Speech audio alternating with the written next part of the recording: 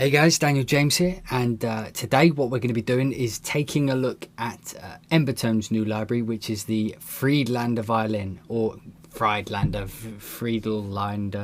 I'm not sure how you pronounce it, so we're going to go with Friedlander. Okay, so the way I've done this video, like I always do, is I've written a track in the background, which uses the library, mixed in with some other bits and bobs. And we'll take a listen to that, and then I will dissect the track, showing how I used the Friedlander in the track and all the good stuff about the library. So here's the track, and here we go.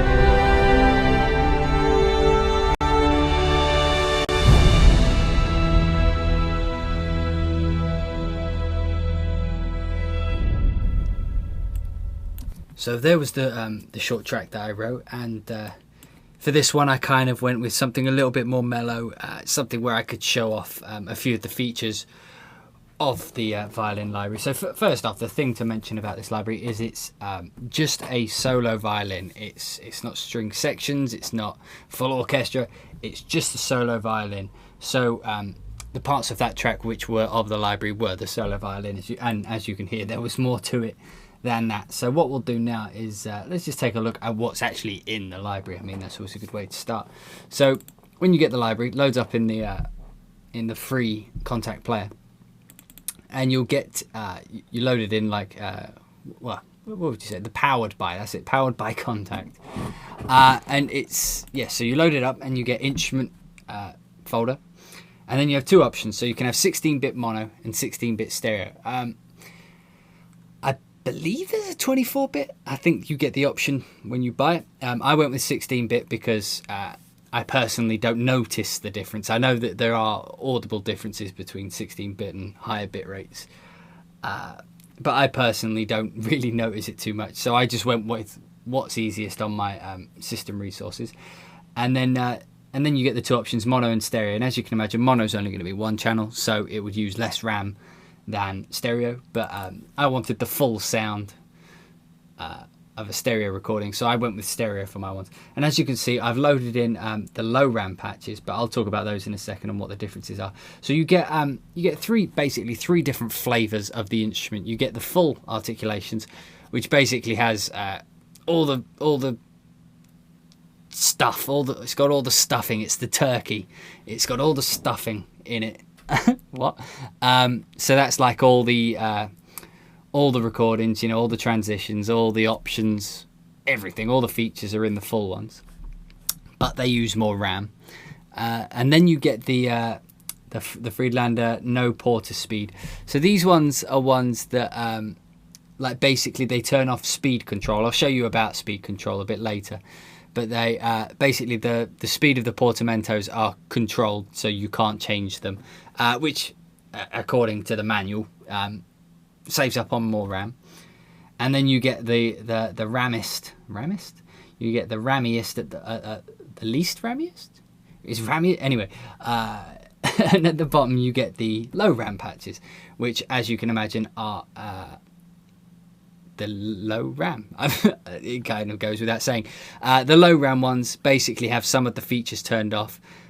If I remember correctly, like you can't change the speeds of them, and I think that's basically it. Maybe it's got less recordings in it, but I know that it hasn't got all the features which are in the configure thing, but I'll show those in a minute. So let's take a look at the actual track itself. So as you noticed at the beginning here, I had a little solo melody, very sparse, very wide open, just to show the tone of the library. So let's solo out just the solo violin. So we've got this line here. I'll just play it for a second, then I'll carry on.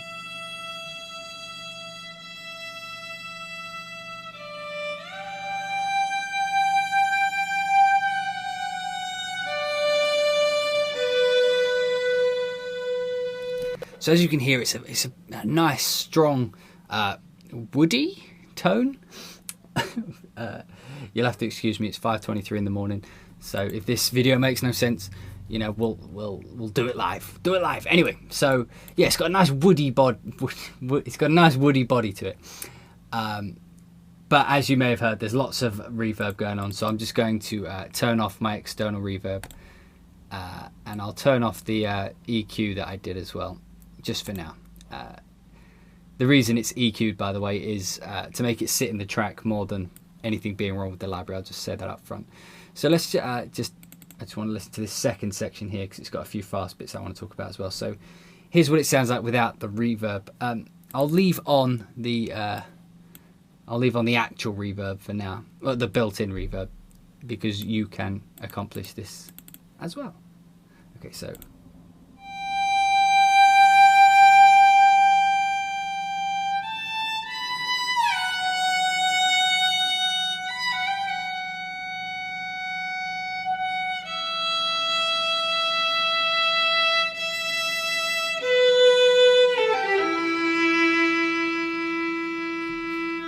So as you can hear, it's a lot drier.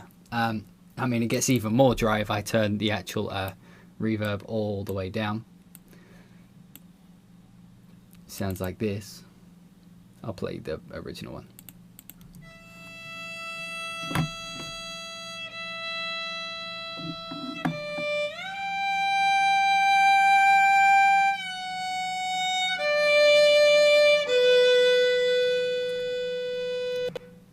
Just play like this little bit here.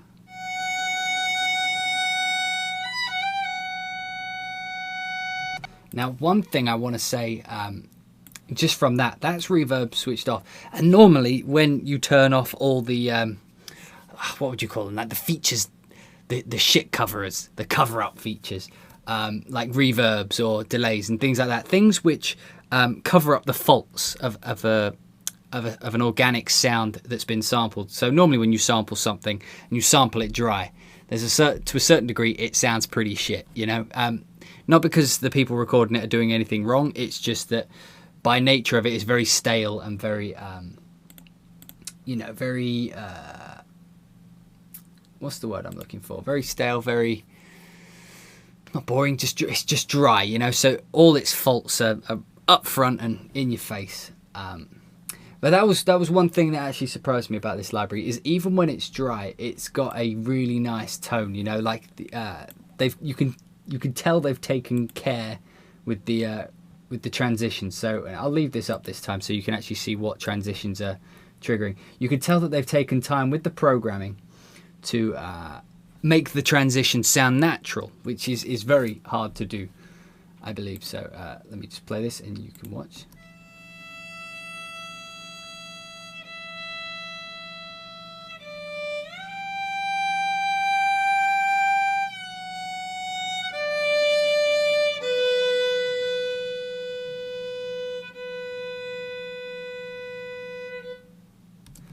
As you can hear, it's very, it's I can't think of a word because I'm tired, but I'm going with delicious. It's a delicious sound. Like I say, it's dry, but it doesn't take anything away from. I'll just play some. I'll play some actually, like with the keyboard.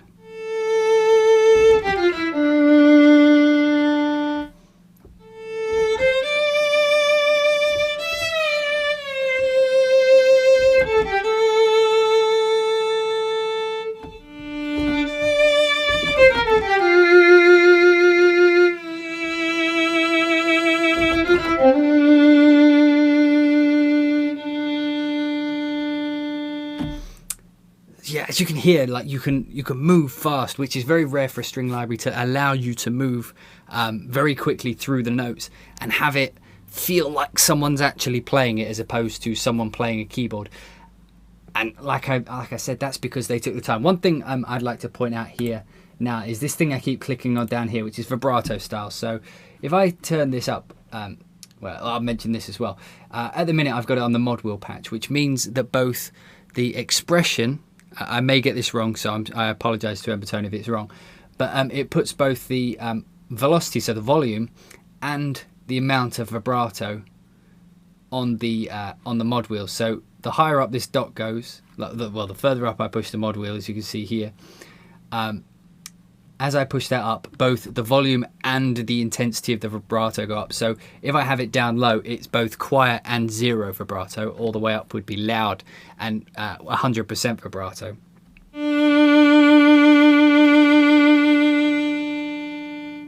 Which is good if you want to play live. But I think what some people may want to do is have the mod wheel expressive. I'll just change the patch over to show you the difference. But basically, it puts this patch here will put just the expression, the velocity on the. It will put the velocity on the mod wheel, but not the vibrato. So let me just load this in. I apologise if it crashes. If it is, there'll be an edit here. But yeah, okay. So now it should vibrato should kick in. I think. Damn it, I'm wrong. It happens.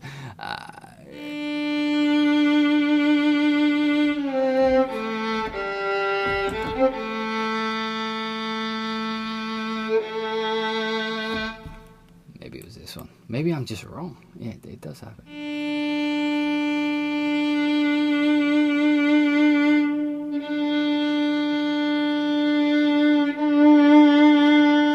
Well, that one appears to control the speed. So I'm just going back to mod wheel because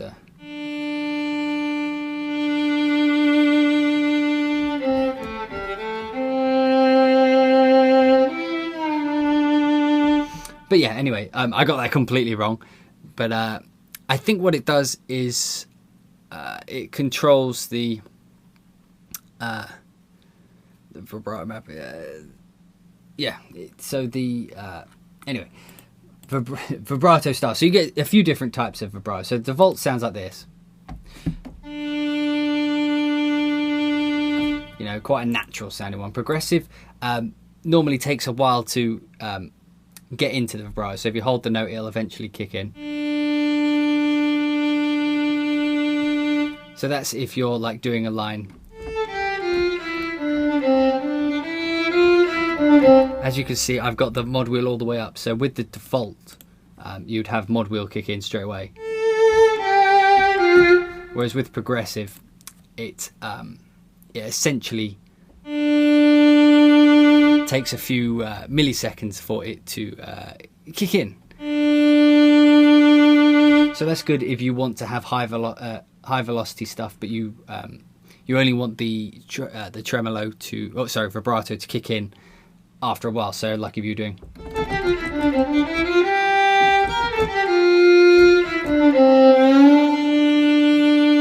you know, for a very kind of natural vibe. Open string is when it's vibrato but without pinching the string, so without holding the actual. So how they would achieve vibrato without holding a string down. Gentle is just soft.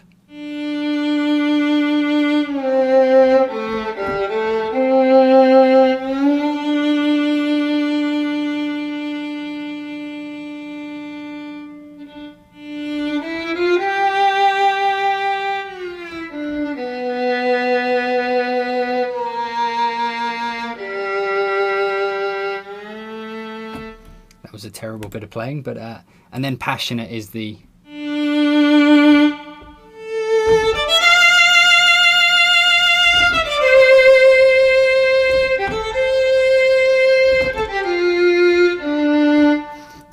by the way, that's distorting a little bit just because I actually have a master bus with a bit of compression on, so you know, that's just to keep the volume up. So yeah, they're the different vibrato types. Yeah, the speed control of the vibrato, I could have sworn it was different. So the mod wheel expressive one, it doesn't have speed control. Oh, that was it. So yeah, the mod wheel expressive, I had to look that up quickly, was the expression is attached to the expression pedal.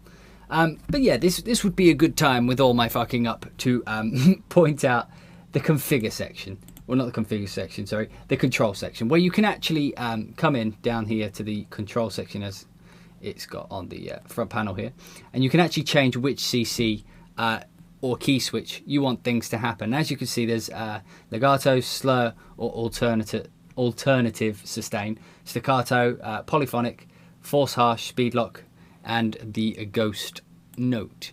So let me show you just one of those right now. I'll show you the slur and alt sustain. So if we were to just come over to the track here, so the C sharp one is the slur legato, which is a little bit different to regular legato. So bow change legato is where every time it changes bow stroke. I believe that's correct. I could be wrong again. You know, these are just how I use these videos. Are all about how I use the libraries and my understanding of them. So if I get things wrong from time to time, you know, please forgive me. You know, I try. So yeah, the bow change is when the bow changes direction. So like if you're pulling down on the bow and then the next note is up and then the next note is down. So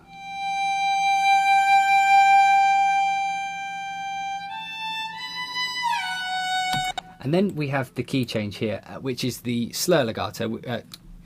Slur legato, which essentially I believe is when like almost like a hammer on, hammer off kind of thing, and it kind of slurs the notes, so the notes go quicker. So I'll show you the difference. As you can see here, I've got a very fast little passage here, which sounds like this, which is almost like a little grace note kind of thing. But if I just take away, I'll put this down to the C key switch, which is just plain legato. You'll hear the difference. Hear how with legato it's more of like, you can hear the kind of rigid edge of a bow change, you know, because the bow would be going up, down, really quickly, which would sound like this.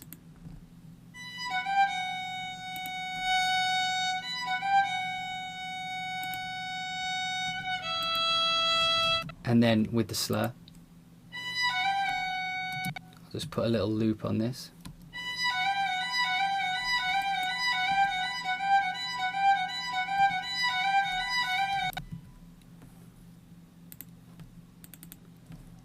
Oh, didn't mean to do that. Right, let me just put that back. So yeah, as you can hear there, what it actually does is it gives you a nice way to do grace notes, and I actually use that to a little bit of I use that to a strength in this section here. So in this section here, I'll just quickly play you to remind you what it sounds like.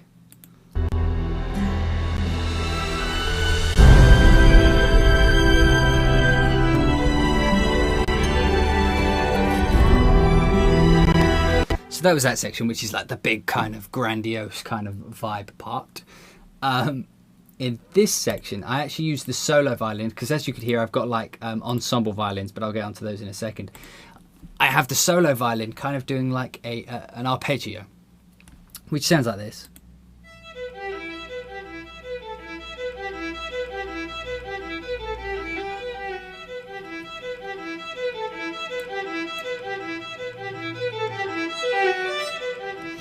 And so yeah, for this section, I basically just wanted to show that it can do like these kind of faster lines, you know, really well. And at first, I mean, like when I first showed this demo to Embertone, they were like, you should try some slur legato, and I didn't actually realise that slur legato was in there. So it's I mean, if like faults are going to be few and far between, I think, in this overview video, but one of them was that wasn't clear that the slur legato is on a key switch, and it's actually quite an important part. So if, again, let me show you this. So I've left this as bow change, so this would essentially be like someone doing a soaring motion, I imagine. So up and down and out, up and down and up and down and up and down. And so that kind of motion on the bow. Whereas if it was all slur legato, it would sound like this.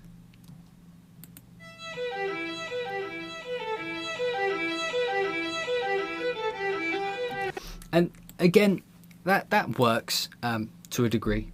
But I think I personally, I preferred the sound of the actual bow change. You know, it's got more of a kind of an aggressive tone to it. But one of the cool things is being able to like mix and match. So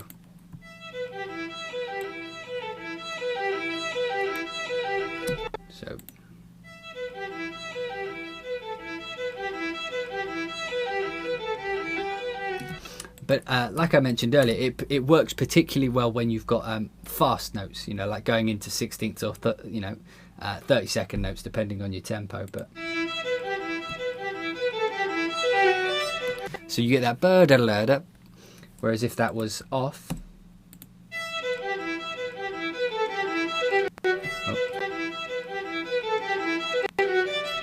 and that glitched twice. It's more I don't want to say it sounds unnatural, but it sounds weird. You know, it's like duh, duh, duh, duh, duh. You can imagine like how fast the up and down soaring motion would be on the player, which would be uncomfortable. But when it's slurred, you get more of a kind of, it's only a subtle thing. And like I've mentioned in a few of my videos, subtlety is kind of like the key to a good sounding sample mock-up.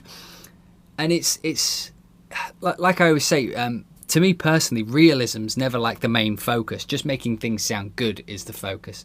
If it sounds good but unrealistic, it still sounds good. So that's my kind of, that's kind of my approach to composition.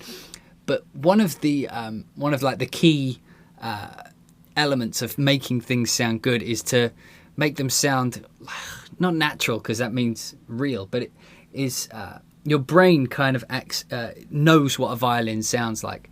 So if you do things which are unrealistic on something you know how it's supposed to sound, your brain kind of interprets it as like in visual graphics they have a thing called the uncanny valley, which is when something looks up to a certain degree, when things start looking too real, you start noticing the flaws. So like when you see a creepy robot that looks human, but you can, because we know what humans look like, we can tell like when it blinks that its eyes aren't, folding just that minute amount of detail, which is subtle. It's subtle to the most extreme thing. But because we as humans know how that's supposed to look, when those subtleties are missing, the whole thing just seems wrong to us. So if we apply that to samples, it's like, particularly on a library like this, which sounds very realistic. When you get close to realistic, and you know what a violin's supposed to sound like, when you get like these little like this, when you get these little passages which sound slightly odd because a player wouldn't play it like that, only subtle. But when you add that subtlety in, it's much easier to accept, and therefore, because your brain's not distracted by something being off, because your brain would never, unless you were really listening, it would never notice that subtlety wasn't there. You would just know that something didn't feel right about it. Yeah. So if you just take that distraction away from the brain, it will focus on the music, which in turn will make your brain interpret it as good. There we go. That was a little bit of not philosophy, I don't know, neurology 101, neurology, psychology, no, neurology, that's psychology music psychology 101. But yeah, I'll just show you off and then on again. So off, on,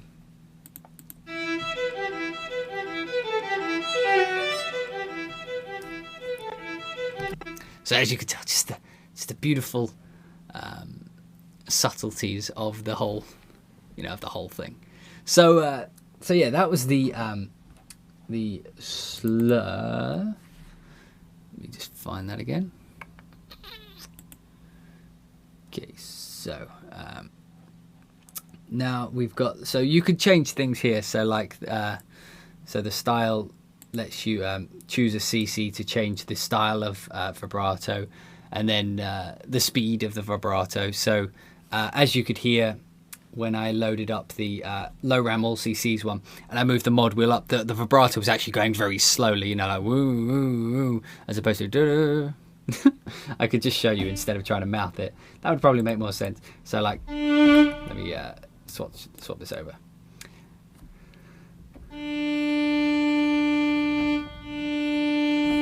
No vibrato, is that what we're going to do to me now?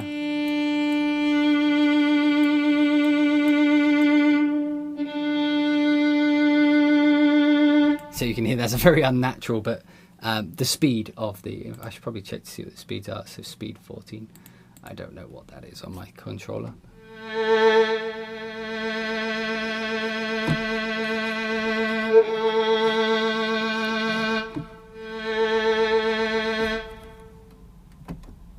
Nope. Okay, so this is the speed here. One thing that would be nice is if they labeled what each of these faders do. But yeah, so this is the speed. This is what I was trying to say here. So you can map the speed. This one's mapped to CC14, but for the life of me, I can't think what that would be on my controller. But now I've got 111 here somewhere. I see, I should have just done that.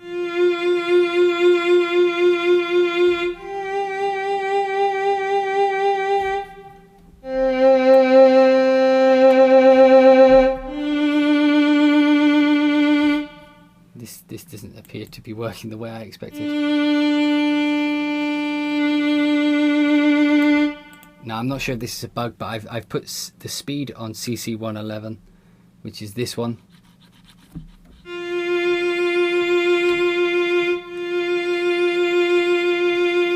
Which doesn't appear to change it. However, if I move it manually, it does work. So maybe that's a bug, but yeah, you can manually adjust the CCs there. The color is like a certain EQ that they've put in it. The amplitude is the volume of the vibrato. As you can see, these are all for the vibrato, and then the pitch is how much, how dramatic the vibrato is.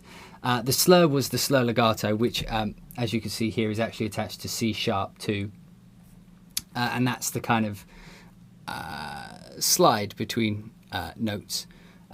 Staccato is the staccato thing. I'll show you that in a second. I didn't use staccato in the track, but I will show you that. Polyphonic is basically the sustain, that one, which lets you play more than one note at a time.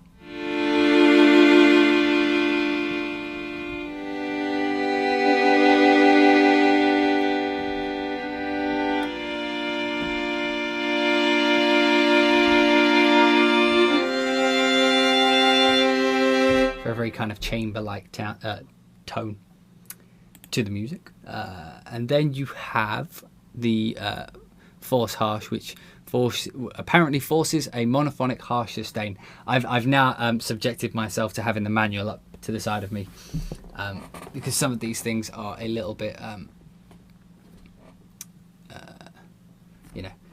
alien to me. So like ghost notes, for example. So F#2. Let me just check I'm actually doing F#2. Legato F, so F#2. Okay, so F#2 ghost note. This is cool.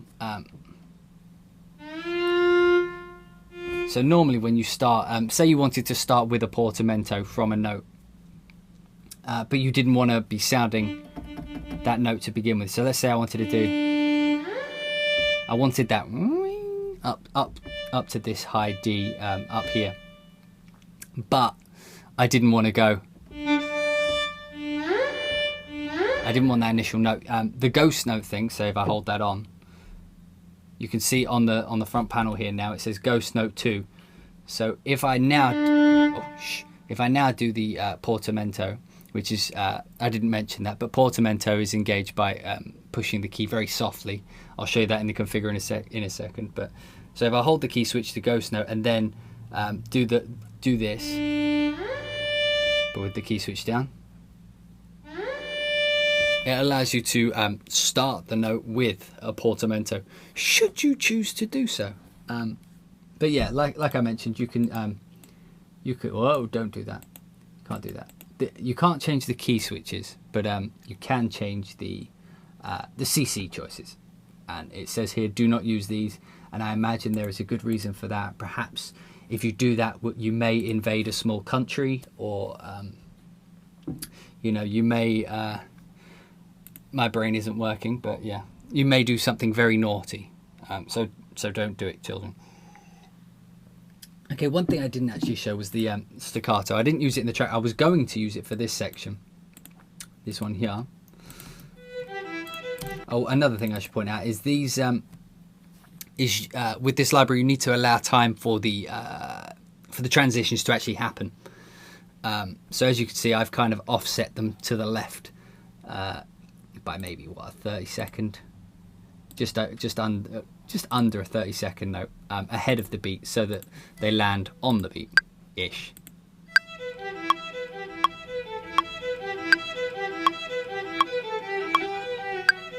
I'll probably push them a bit further up.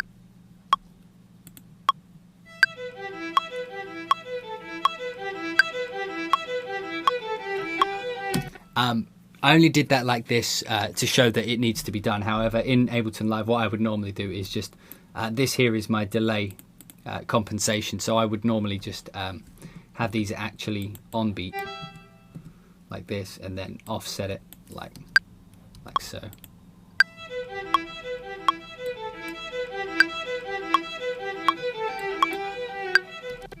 However much it needed to be. Maybe more.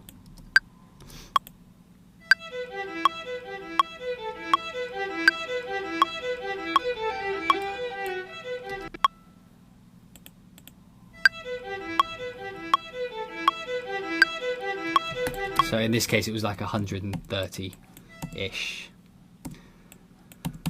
Okay, so yeah, so the staccato, if I play this line and then I turn on the staccato, you'll hear, whilst it does sound good, for this section I actually wanted to show that the legato could play quick, so I ended up changing it to legato. It did start as a staccato patch, but it does sound good. I'll show you what it sounds like. It sounds like this.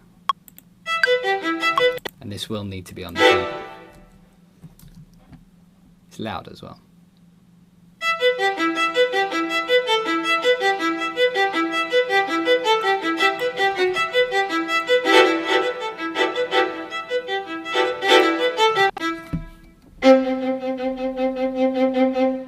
And staccato is mainly controlled by velocity.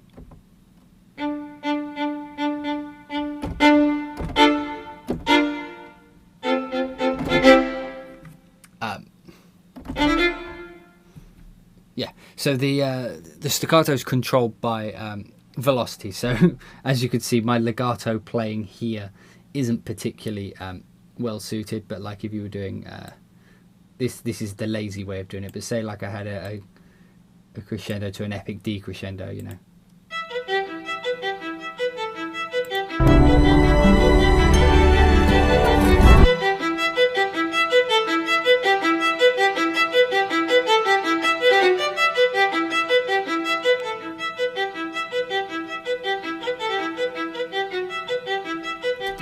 So as you can hear, that, you know, that's one way of doing it, and it's a nice sounding staccato, and it actually sounds pretty good with the ensemble, which is like this.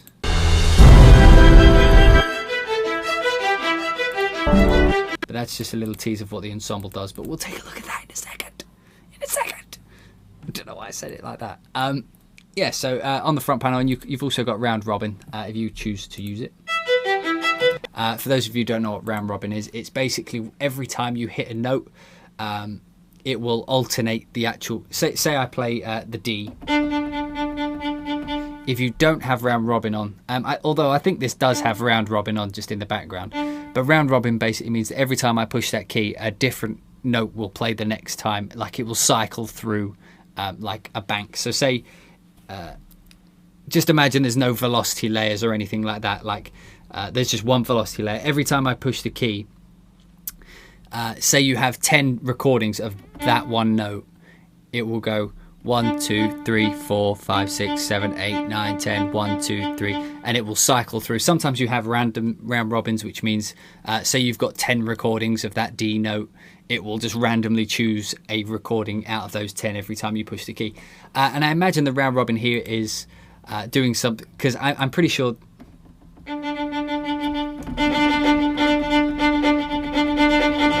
Yeah.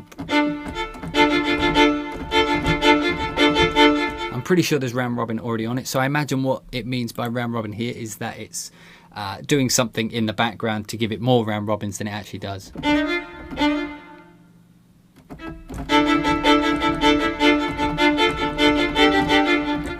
Yeah, so perhaps it uses that method where it will take like the note above it and then pitch it down or something like that, but I can't say for sure because I am very bad at my job.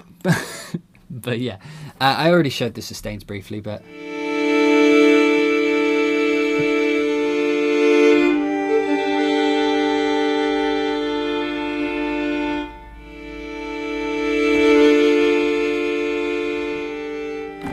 so yeah, what I'd like to move on to now is the ensemble. So in the track I did actually use 2 different versions of the ensemble. I'll just play this again.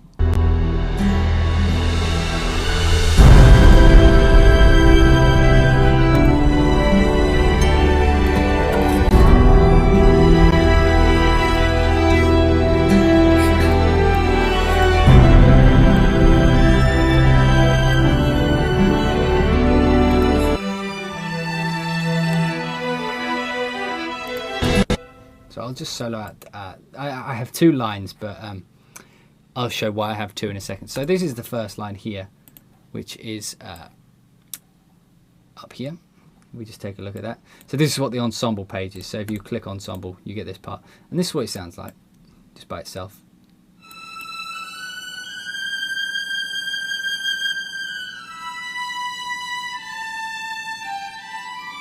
And for those of you having trouble hearing what that's actually doing, I'll just turn it off and then play what it would sound like solo violin.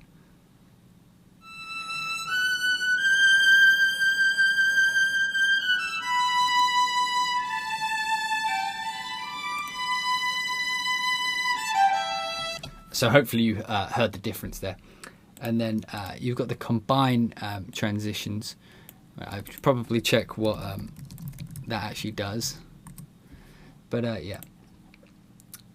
So the ensemble part, essentially what it does is it will take, and I apologize again to Embertone if I get this wrong, but what it does is it takes that note and then it layers it up to create a section, so up to 8 players. So that's a solo violin. And if I turn this off and then turn them on one by one, as you can hear, that's over to the left. So this is your stereo pan as well. If I put 2 on, I'll put on the 3rd.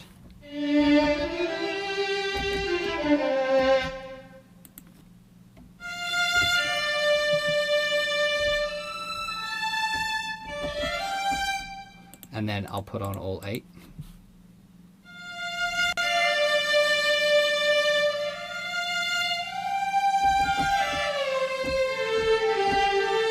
Now, as you can hear, that's relatively out of tune and pretty loose. And that is all because of these humanization options here. So I'm just going to turn these off to how I had them before. So essentially when strings play, when solo instruments play together, there's a thing called intonation, which basically means how in tune they are with each other, right? And when you're actually playing it live, when you've actually got real players, again, this goes back to the subtleties, but when you've got real players in front of you, they don't always get in tune with each other straight away. So you get this kind of slightly out of tuney vibe, which would sound which sounds like this. I mean, up front in your face, it's quite noticeable and sounds a lot out of tune.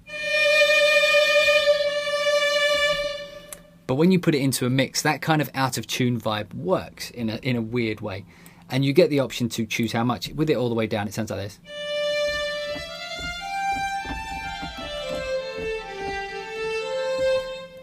And again, like I was mentioning with the subtleties, solo players being that in tune with each other is very kind of unnatural. You know, you'd have to have like robot players with perfectly tuned instruments to get it every time. Put this all the way down.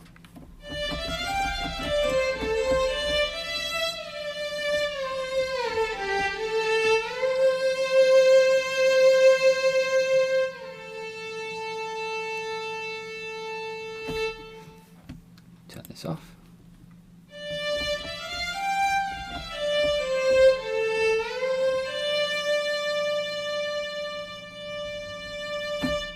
And the combined transitions, I had to look it up, is when it puts the slurs and the bow change legato and it combines them together, which gives you like a virtual kind of ensemble. So it basically, for every time I change a note,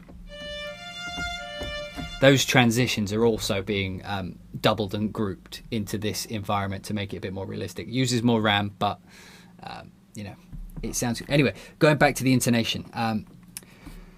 So in this part here, which sounds like this.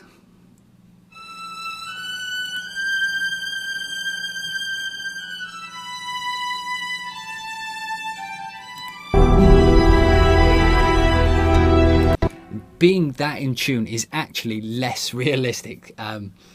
So if I actually adjust the intonation so it's slightly out of tune, you'll hear the difference.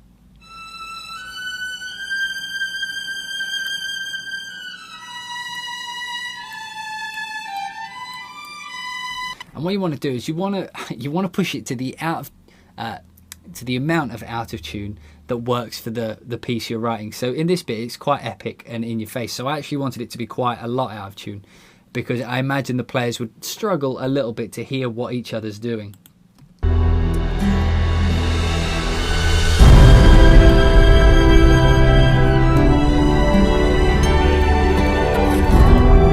If you push it too out of tune, it starts to sound like an amateur high school one. But so yeah, you know, somewhere halfway-ish, maybe a little bit more for this instance. You know, like I mentioned, the players would struggle hearing each other.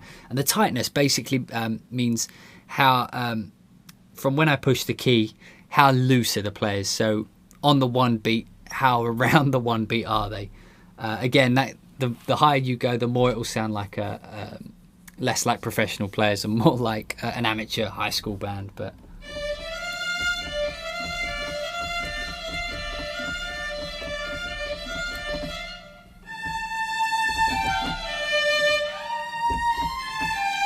again, the subtleties that add to realism.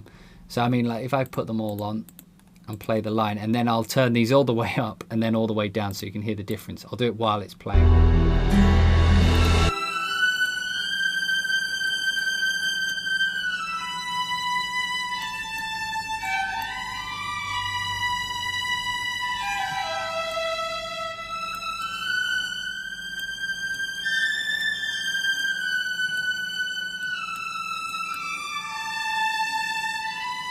Now that is actually quite a realistic kind of vibe. That amount of out of tuneness, if that's correct grammar, that amount of out of tuneness actually feels correct.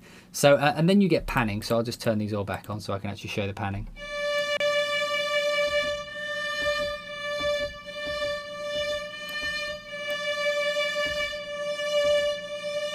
So this is basically just you know, like a stereo panning knob.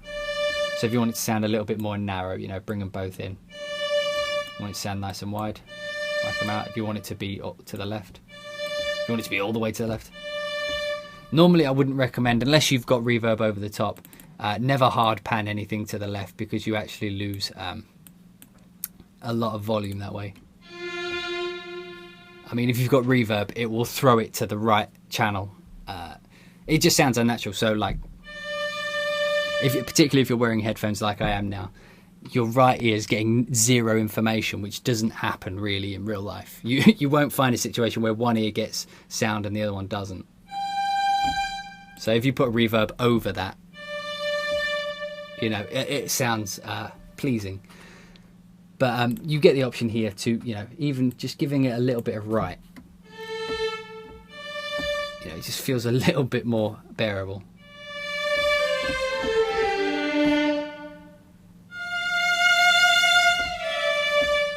Again, upfront and personal, it sounds a little bit too out of tune, but in the track it works. And then what I wanted to show here was that the reason I have two parts here is, as you can see, I turned off all the violins that were on the right here, and so I'm just left with the left. And then on the second one, again, a little bit out of tune, a little bit more out of time.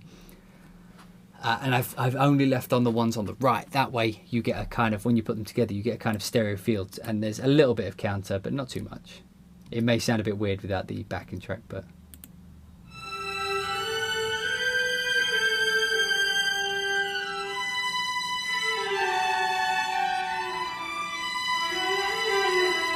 Now you see this bit here, I should perhaps have, so I've got like this. Perhaps if I put the C sharp key switch over this, it might sound a little bit more natural, the slow legato.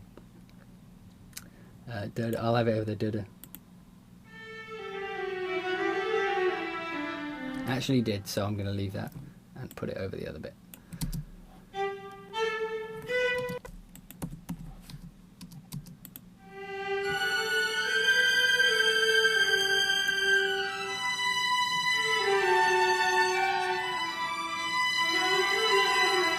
And as you can hear, it fills out the, you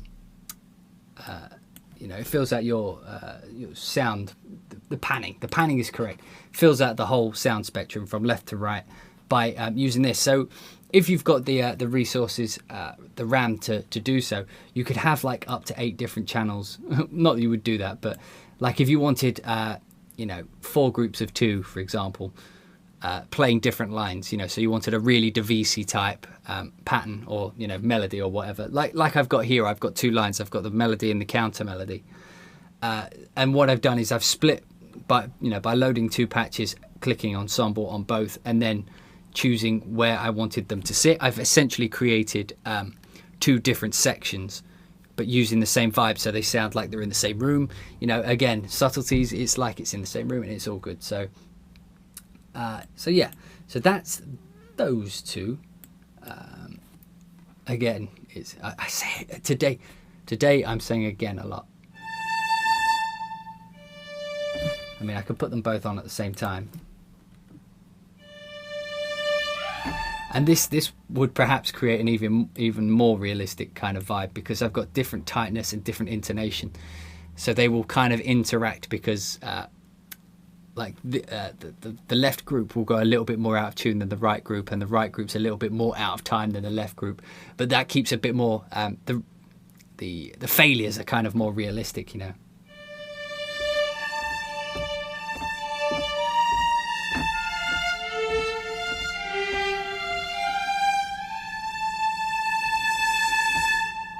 You know, it's got a nice vibe to it. So that will, you know, that kind of covers the ensemble section, which is actually one of my favorite features. I didn't expect it, because when I heard it was a solo library, I didn't expect to be able to build sections.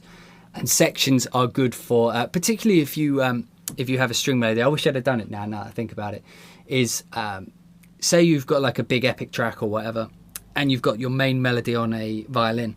It's actually a good idea to perhaps bring in the ensemble and pan it over to where your strings are, to sit up front, because a library like this has got a lot more kind of intricacies. You know, there's a little bit more depth into the actual legato, particularly the Embertone, the way they've programmed it. There's a little bit more depth to the you know, the articulations, the way it actually sounds, the way each note is connected, and you layer that over the top of a library that's got perhaps less of those types of transitions, or, you know, perhaps ones that aren't so apparent.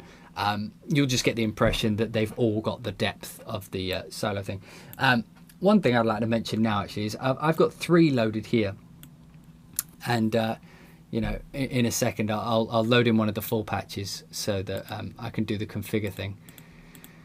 But one thing I thought I'd mention is, and this is a little bit of a negative, is that the patches, because they're so in depth that they are very, very expensive on your RAM. So not expensive is the wrong word. The reason I use the word expensive I'll get into in a second. But each patch here, these are the low RAM ones, and each one on my setup, my contact setup, is taking up almost, you know, it's pushing half a gigabyte of RAM, just violins. So 3 violins. I mean, so are the I'm in this track. I've got some cinematic strings as well. They're using the same, but they have all these articulations, whereas this is 455 meg for just the you know, just one instrument. Anyway, so they're quite expensive on RAM. What I mean by expensive is when I compose, and I recommend that some of you guys do this as well, you know, to help yourselves out, is I know for a fact that I have a certain amount of RAM. I only actually have 8 megabytes. Okay, I have more than that. 8 gigabytes of RAM in my Mac Pro, which I'm upgrading. I know you guys keep giving me stick about it. I'm upgrading it soon, I hope. But I have 8 gigabytes of RAM. And the way I think about it in my head is, imagine when you're loading up sample libraries, think of it as like you have a budget to build an orchestra with, and you can't go over your budget. So however much RAM each sample library takes, that is like the cost of using it. So these are very expensive solo players, for example.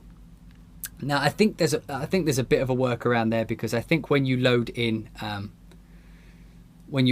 patches like this that use the identical sample port, I think you're not actually loading anything more into RAM.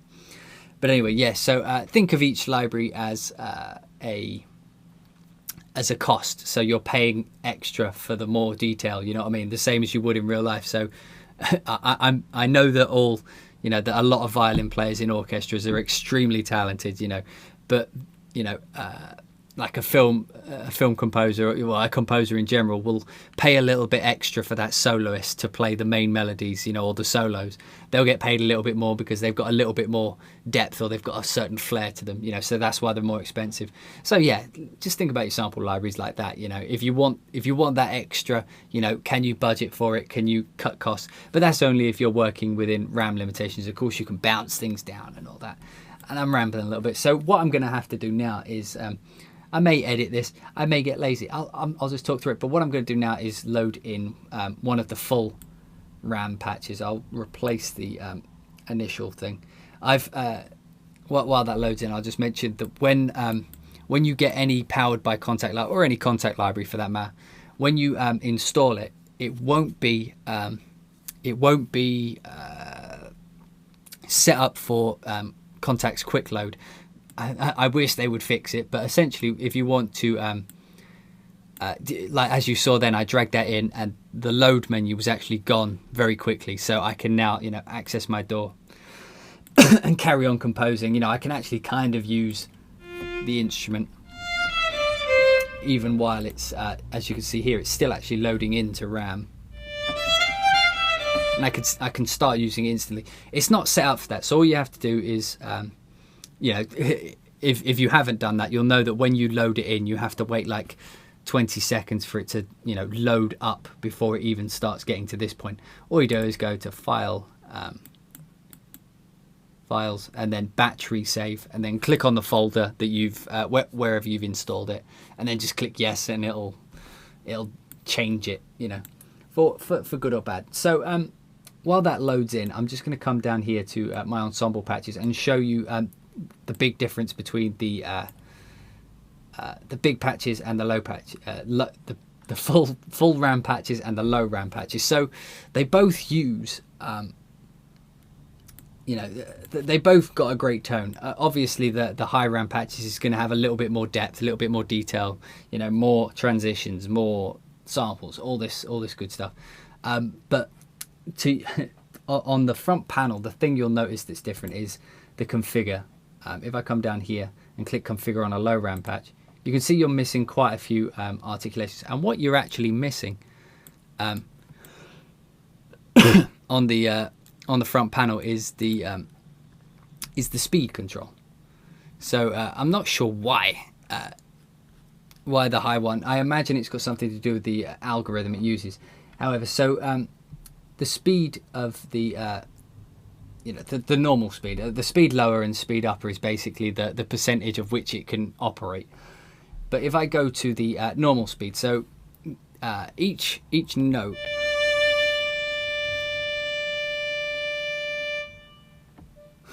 okay, this is still loading into RAM, so this might be a pain. There's a point where the note transitions back like a bow change. So if you imagine a bow player playing and he pulls the bow across, eventually he's going to run out of bow, so he has to change back, right?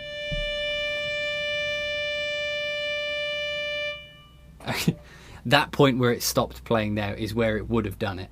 I could probably do it on the second one. Hang on while it loads. I just need to turn the ensemble off.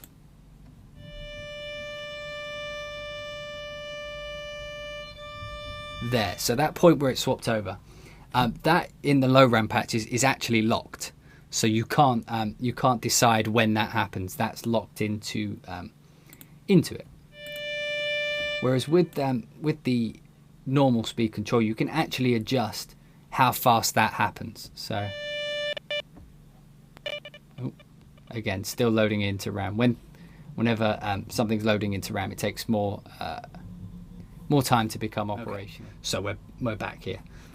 Yeah, that just took a little bit long to load because I was playing it while it loaded in, and as you can see here, contact memory server now says it's got nothing in memory, but we'll just pretend that's not bugged and we'll carry on. So yeah, so each note, like I mentioned, has a point where it goes from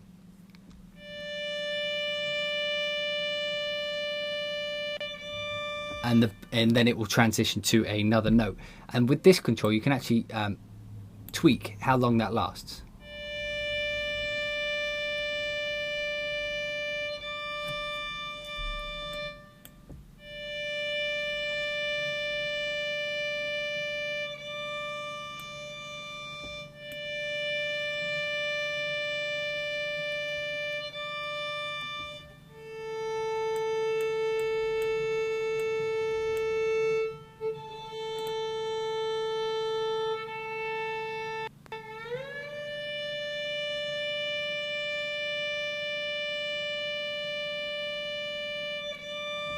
So yeah, it gives you the option to. So these ones here, these ones change. So speed lower is you'll have to forgive me. This all confuses me a little bit. So it control the speed lower controls the responsiveness of when how the person using it plays.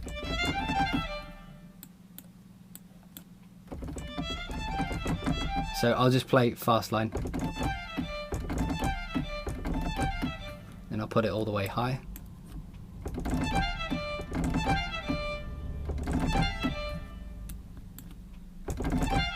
And so basically it's just controlling the responsiveness of the actual patch to how fast you play. And normally you want it somewhere in the middle so that it's filling in all those transitions, and normally you would want it longer so that, okay, you want it high when you're playing so that it was more natural to play.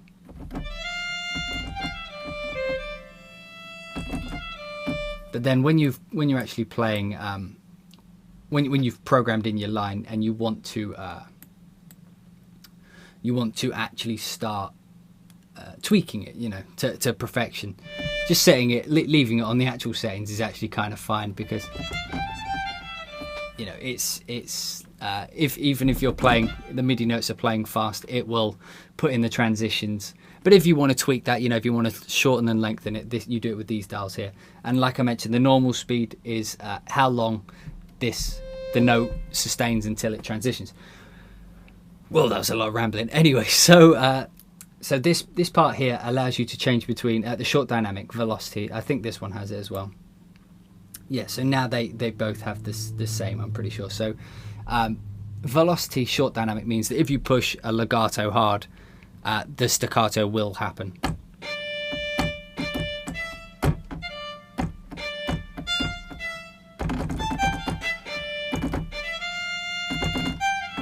that's so if you wanted a, you know, like a nice aggressive kind of, like my voice is going, a nice aggressive tone. Yeah. So the length control, I'm not fully sure what this does.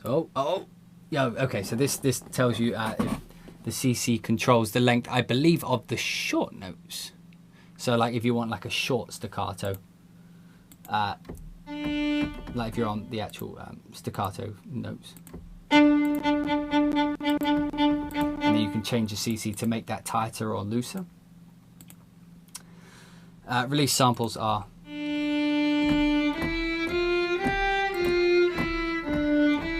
normally have release samples on because it keeps the ambience of when they were recorded. Portamento, so the velocity threshold, like I mentioned, is when I play soft.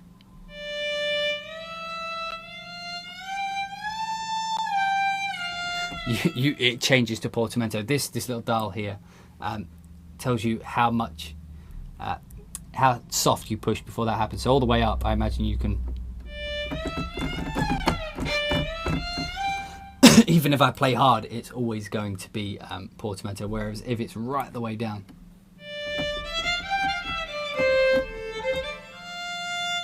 I have to play very soft to keep it down there.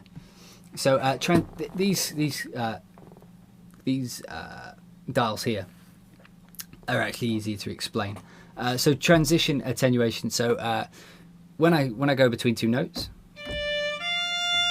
there's actually in pushing those two notes, there's a third hidden sample wave file. I'll call them wave files because everybody knows what that is. So this is a wave file. This is a wave file. But when you transition between the two, there's a secret wave file that's hidden in between, which is a transition. And basically what they do when they record is they record what it sounds like when you go from this note to this note. They record that, they physically record, like again, this goes back to the subtleties, and you know, a lot of people do this now, but it's the transition is the recording of going from this note to that note. And the attenuation basically means like the volume, well, the controlling of the volume. So you could turn this down, so it may actually be easier to hear on a part like this. Everything's going to go slow now, by the way, because of contact messing up. But we're doing it live.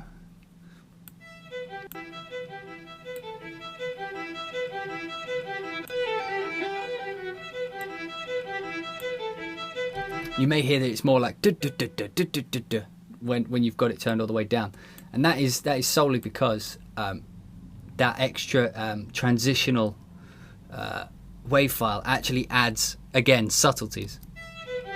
It's almost like the slur in between the two, the one that makes it feel natural, like going from one place to the other, you know, in a nice way. It's kind of like going between your house and the supermarket in a car, as opposed to going from your house to the supermarket by dragging your face along the concrete. You know what I mean?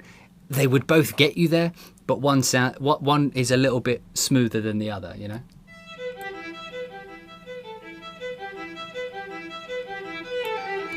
Bow noise reduction. So with all, let me just turn off the reverb again. So bow noise is when players actually play, they move the bow across the string, you get this kind of sound, you know, as the rosin's physically scraping and gripping onto the string. You might be able to hear that. You're listening for a...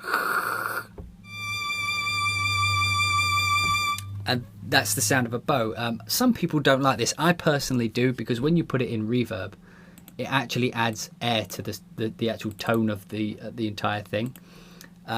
Whenever you get like a high hissy kind of or a vibe and you run it through reverb, it adds air to it.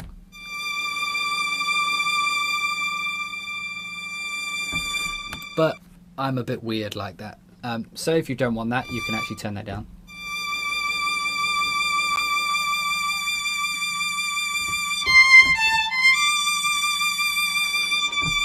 But yeah, and again, intonation is tuning. I'm just playing one note here. So obviously you wouldn't want that out of tune. I'll play this and then turn that up.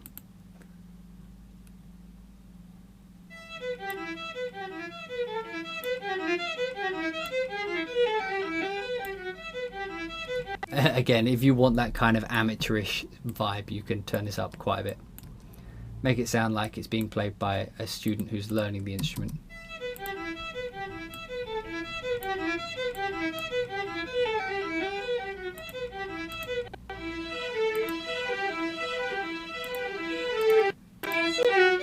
Pure chaos. But we'll turn that down. And yeah.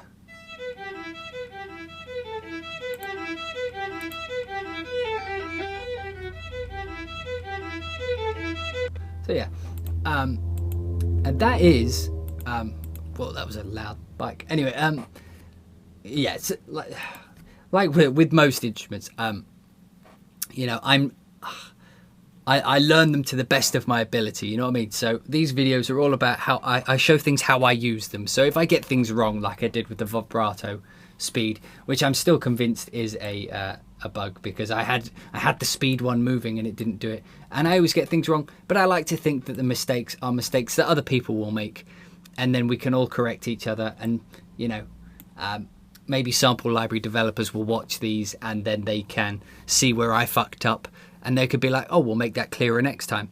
You know, I try to help like this. So you know, I hope you guys didn't mind me messing up quite a bit, but like I say, these videos are all about how I use these libraries in my personal music, and what I think about them and how they work. You know, I always try to give people little tips and ideas on how to use them. But the you know, so when I mess up, yeah, try not to let it get to you. So like I'll just give like my thoughts on the actual library now. So all in all, I'm thoroughly impressed with this library. Normally I don't write for solo instruments. Okay, that's a lie. I don't get to write for solo instruments very often. So, you know, this was always going to be a bit of a stretch for me, writing something like this. But I found that once I was using it, the fact that it sounds natural, and when you actually play it, you know,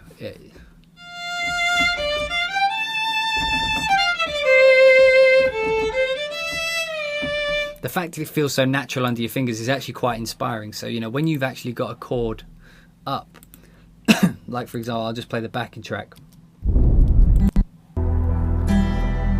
I'll put my reverb back on, because I always find really deep reverbs, you know, they make things melt. But yeah, it's inspiring, you know, just to noodle.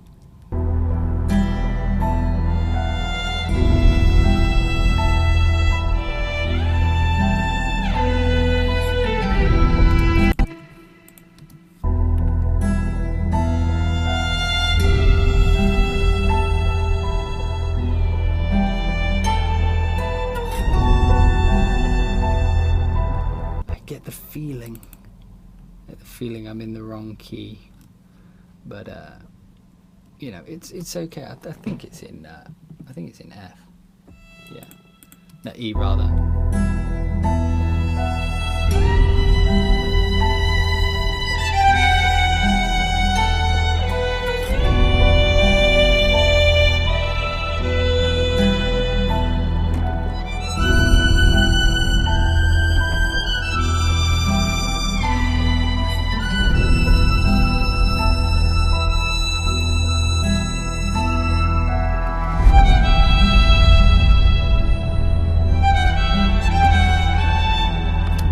Okay, my playing isn't the best at this time in the morning, but you know, just the fact that this library feels so good under the fingers was what impressed me initially. You know, because if you've ever heard my music, I'm very melody based. You know, so when I get a library and I can throw a melody at it, and it comes back to me sounding better than I intended, you know, it's great. And the other feature which I absolutely adore, which was completely unexpected, is this ensemble feature. The fact that it's got the intonation and tightness so that you can actually make it sound as real or as shit as, not real as shit, as real or as unnatural as you want, because all the way down it's very unnatural. I mean, okay, unnatural is the wrong word. All the way down it's you know, it's very precise, which doesn't happen very often, but the way it spreads out the solo violins to make it sound like a string section is incredible to me. And you know, if you layer it over the top of another library, which I think I've got a library here. What's this line playing? This is cinematic strings. So this is some cinematic strings playing. It's violas, but what we'll do is we'll double that up. I'm just going to copy paste that.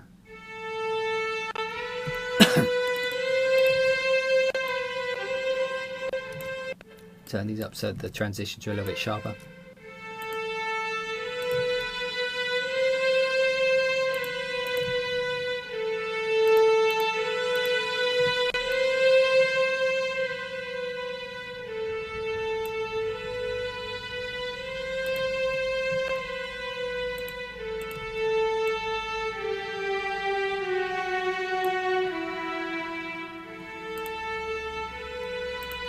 So when you layer it in with another library, it just sits.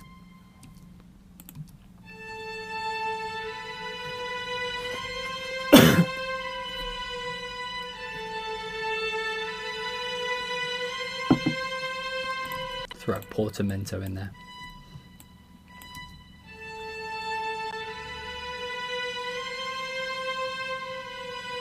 You know, so the fact that you could, the ensemble just helps it helps it like caress other libraries inappropriately to create, you know, sample library babies. You know, I love that. I love that it melts on top of other strings. Like you can see here, this is almost 2 gigabytes though for the full violin, and that's just a solo violin. So it's a very expensive, RAM wise, it's very expensive for your projects. So I mean, but as it's only a solo library, it's quite easy to you know, do your line and then export it or bounce it down, freeze it or something, so you can get that RAM back, kind of like a tax loophole, or like a offsetting against your tax. You know, freeze. Anyway, you can freeze it down. You know, free up the RAM. But it's very detailed, so you know that's a compromise you have to make as a composer. How much power do you have to work with, and how much do you want the extra, you know, flexibility that you get with using something, you know, like this. But all in all, you know, I'm thoroughly impressed with this, and I'm kind of hoping that we get an Embertone. I'm hoping for cellos. Maybe I would say second violin, but there's not much point, particularly with the ensembles. I know that they were doing a viola for the people who donated to VI Control Forum. So I'll have to swoop in and get on to that one. But an absolutely, you know, phenomenal sound to the library, and I'm personally loving it. You know, so I'm going to use it. Again, I apologize for messing up so much in this video. It's what, 6 in the morning now, and you know, I do these on a break, and these videos on a break, and today's one was after work, so you know, I do what I can. So yeah, I hope you guys have enjoyed this video, you know, the little bit of it that I did, and yeah, I hope that, you know, I showed the bits of the library that you wanted to see, and all that good stuff. Let me know what you think in the comments. You know, if I've fucked anything up royally and completely forgot about it, let me know. And yeah, I hope to see you guys in the next video. Thanks for watching. Bye.